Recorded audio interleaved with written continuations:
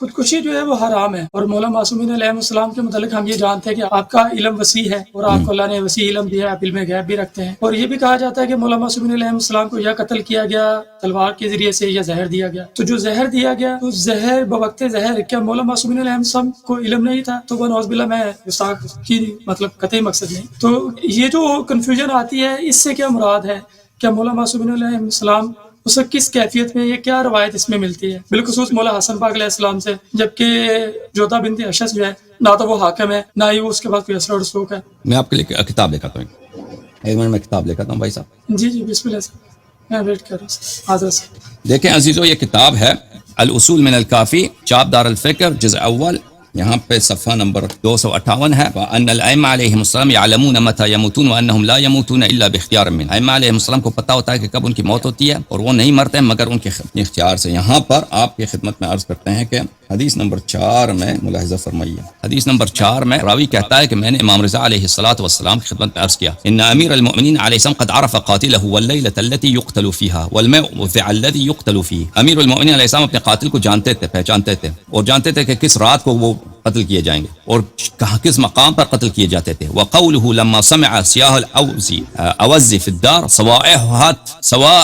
تتبعها نوائح، اور ان کا یہ فرمان جب انہوں نے بطخوں کو، مرغابیوں کو اپنے گھر میں دیکھا کہ وہ فجر کے وقت ان کو مسجد جانے سے منع کر رہے ہیں مرغابیاں، تو انہوں نے کہا سوائح، یہ شور کر رہے ہیں، تتبعها نوائح، ان کے شور کے بعد نوحے ہوں گے، یہاں پر گریہ ازاری ہوگا، تو ان کو بخوبی معلوم تھا کہ وہ موت کی طرف جا رہے ہیں۔ وقول ام کلثوم، اور حضرت زینب سلام اللہ علیہا نے ان کو کہا، ام کلثوم جو حضرت زینب سلام اللہ علیہا کا بھی کنیا، لو صلیت اللیلۃ داخل الدار، آج آپ ہمارے گھر میں ہی نماز پڑھیں، وامرت غیرک یصلی بالناس، اور کسی اور کو کہہ دیں کہ وہ نماز جماعت کرا دے، فابى علیہا، تو امیر المؤمنین علیہ السلام نے ان کی بات نہیں مانی۔ وکثر دخوله وخروجه تلك الليلة بلا سلاح، اور اس رات وہ بغیر کسی اسلحے کے باہر جاتے تھے، اندر آتے تھے امیر المؤمنین علیہ السلام۔ قد عرف ان ابن ملجم لعنہ اللہ قاتلہ بالسیف کان هذا مما لم يجوز تعرضه، تو ان کو خود پتہ ہے کہ ابن ملجم ان کو تلوار سے شہید کر دے گا، تو یہ کیسے یہ جائز ہے کہ انہوں نے ایسا کیا ہے، ٹھیک ہے نا، اپنے قاتل کا بھی پتہ ہے، سب کا پتہ ہے۔ تو فرمایا ذالک کان، یہ سب آپ نے جو کہا یہ صحیح ہے، آپ نے کہا ان کو اپنے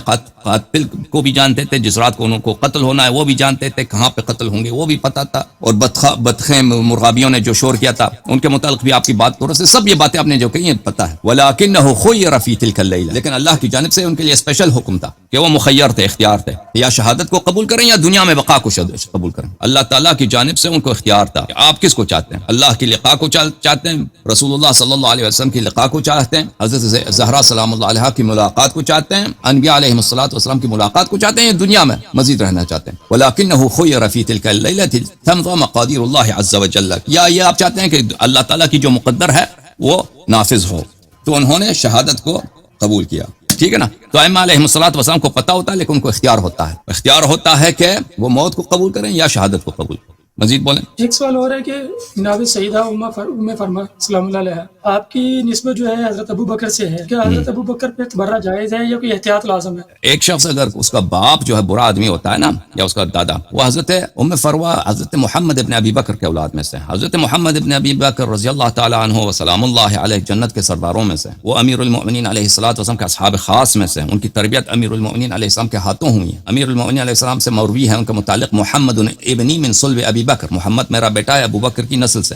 تو وہ ان کی نسل سے ہے۔ اور ہمارے پاس روایات میں موجود ہے کہ اگر کوئی مسلمان، کوئی مومن کافر کی صلب سے دنیا میں آتا ہے تو اس کو اس کی نجاست نہیں لگتی۔ اللہ تعالیٰ نے مومن کو اپنے نور سے خلق کیا ہے، ظاہری طور پہ وہ ہو سکتا ہے مومن کسی کافر کے کا بیٹا ہو، جیسے بہت سارے صحابہ، ان کے سب، بلکہ تقریباً سبھی صحابہ، ان کے آبا جو تھے کہ کون تھے، مشرک تھے، کافر، سب مشرک زیادہ تھے، تو ان کی نجاست ان کو کسی مومن، اگر سچا مومن ہو تو اس کو نہیں لگتی۔ تو وہ اس کے بعد قرآن مجید نے بھی فرمایا ولا تزر وازرۃ وزر اخرى، ایک انسان کو اگر کوئی گناہ کرتا ہے تو اس کی گناہ اسی پر ہے، دوسرے پہ نہیں ہے۔ اب میں کوئی گناہ کرتا ہوں، میرے جو فرزند ہیں ان کا کوئی قصور نہیں ہے اس میں، اگر میں نے کوئی گناہ کیا، میرے والد صاحب کا اس میں کوئی قصور نہیں ہے، ٹھیک ہے نا۔ آپ کا ایک کلپ سنا تھا، اس میں آپ نے کہا تھا کہ جو ایک ریفرنس دیا تھا کہ روحوں کو پاک کیا جاتا ہے، ان کے والدین کی روحوں کو بھی پاک کیا جاتا ہے، اگر بشرط ایمان، بشرط اسلام، بشرط ایمان، اگر ایسا کوئی روایت ابھی مجھے یاد نہیں، اگر ایسا کوئی روایت ہے بشرط ایمان، بشرط اسلام، بشرط یہ کہ وہ